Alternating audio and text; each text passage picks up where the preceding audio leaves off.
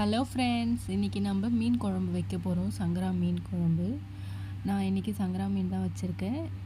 அதுக்கு தேவையான பொருட்கள் பார்க்கலாமா? ஒரு வெங்காயம், 2 தக்காளி, ஒரு பச்சை மிளகாய், கறிவேப்பிலை, தேவையான அளவு பூண்டு. ஒரே ஒரு தக்காளி மட்டும் நான் புளி கரைச்சி வச்சுருக்கேன். அதில் நான் புளி தேவையான அளவு நம்ம எடுத்து அதில் உப்பு கொஞ்சோண்டு கல் உப்பு போட்டு கரைச்சி அதிலே இந்த ஒரு தக்காளியும் போட்டு கரைக்கணும். அது எப்படி பண்ணலாம் பார்க்கலாமா? சட்டியில் எண்ணெய் ஊற்றி நல்லெண்ணெய் ஊற்றிருக்கேன் நான். அது கூட வடகம் போட்டு நல்லா பொரிச்சிடுங்க. வடகம் நல்லா பொரிஞ்சதுக்கப்புறம் பூண்டு நல்லா வதக்கி விடுங்க. அதுக்கப்புறம் கறிவேப்பிலை அது கொஞ்சோண்டு நம்ம தேவையான அளவு அதையும் போட்டு நல்லா வதக்கிட்டு அப்புறம் வெங்காயம் கட் பண்ணி வச்சுருந்தாங்களா அதையும் நல்லா போட்டு வதக்கணும். வெங்காயம் நல்லா வதங்கினதுக்கப்புறம் தக்காளி போட்டு நல்லா வதக்கணும்.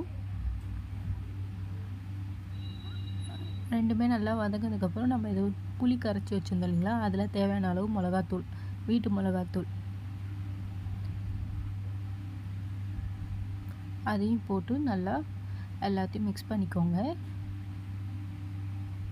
இதில் நான் புளி, மிளகாத்தூள், தக்காளி எல்லாத்தையும் போட்டு மிக்ஸ் பண்ணி வச்சுருக்கேன். இப்போ நம்ம வதக்கி வச்சுருந்தோம் இல்லைங்களா, இந்த புளி கரைச்சலை அதில் ஊற்றிக்கலாம்.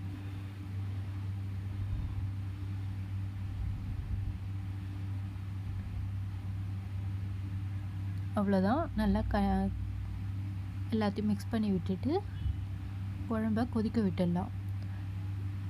கொதிச்சதுக்கப்புறம் நம்ம அதில் மாங்காவை போட்டுக்கலாம்.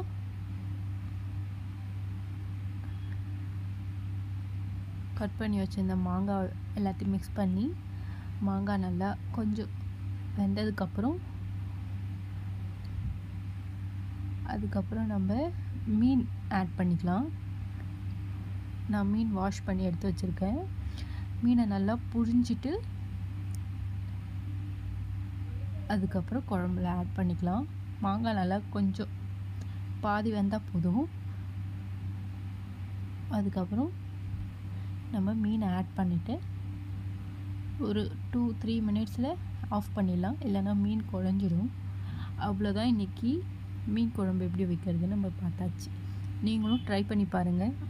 டேஸ்ட்டாக நல்லா ருசியாக இருக்கும். சரி, ஓகே, பாய். ட்ரை பண்ணி பாருங்கள்.